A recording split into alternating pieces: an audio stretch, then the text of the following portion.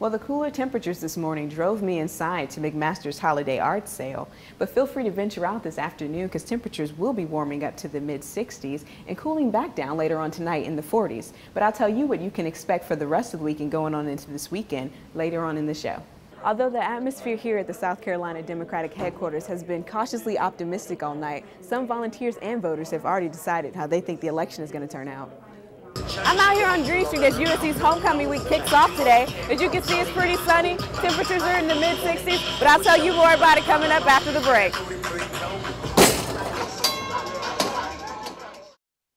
For those who gathered at the Democratic headquarters, the room was cautiously optimistic before the results. Then suddenly,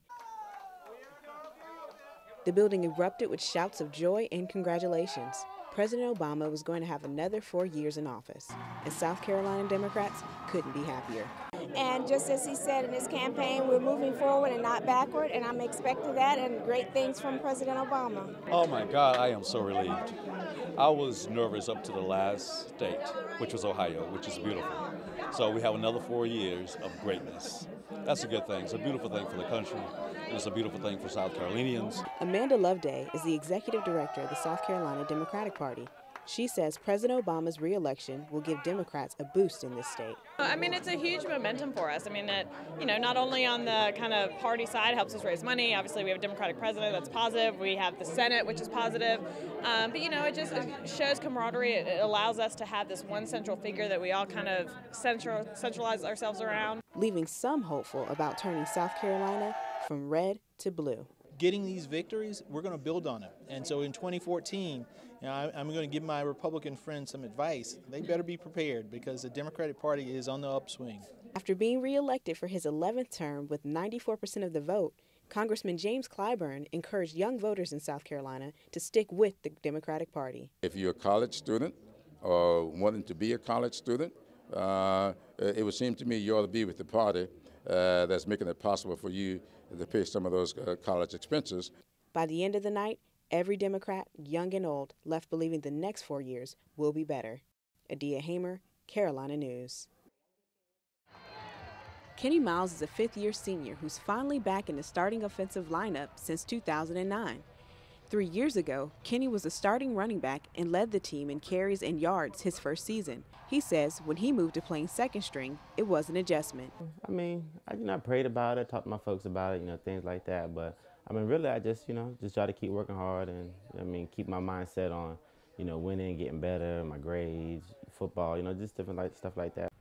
Kenny could have transferred, but he says his love for USC and playing football meant more to him than being in the spotlight. I mean, I'm excited about starting, excited about going out there, showing my teammates who I've been working out all summer, all winter and everything like that. So being able to have the opportunity to really go out there, and showcase that in front of my teammates is great.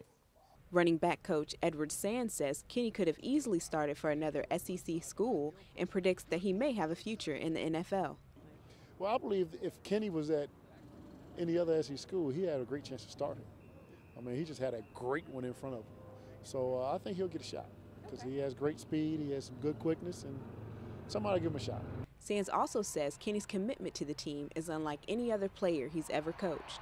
Head coach Steve Spurrier said after the game against Wofford how he thinks Kenny can play in the league also. He's a very good back. He'll get a chance in the NFL. Somebody was going to give him a chance, maybe even be drafted in the middle rounds or something like that, I think. Whether it's here on the field at Williams-Brice or off the field, Kenny Miles has made a lasting impression among fans, coaches, and teammates.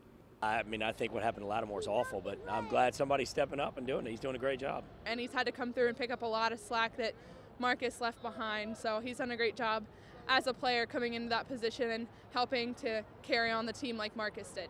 The game against Wofford was Kenny's last time playing at Williams-Brice Stadium, but he will always remember his time as 31 for Carolina. Going through being a starter to being a backup to being, third string special teams player, whatever, I feel like it's kind of helped build my character over, the last few years. So I really wouldn't change anything.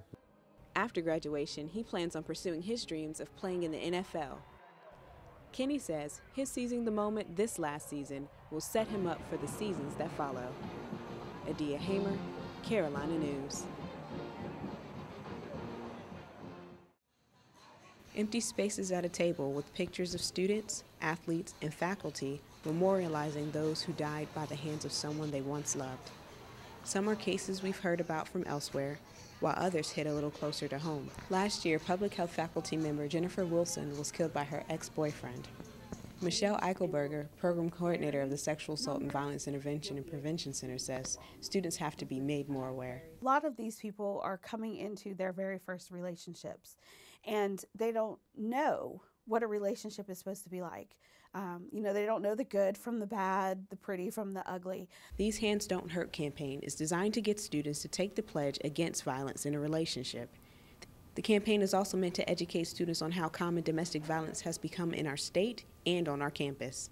I would say on an average of 30 to 40 per year relationship violence, and then probably about 50 sexual assaults. Despite the positive atmosphere here at the Russell House at These Hands Don't Hurt domestic violence prevention event, the fact that students need to know about domestic violence and prevention is not a laughing matter. But Michelle says the campaign is not only to let students know about their services, but also to get students to take the pledge of no violence in their relationship. She says to make USC's student community safer, it begins with prevention. Adia Hamer, Carolina News.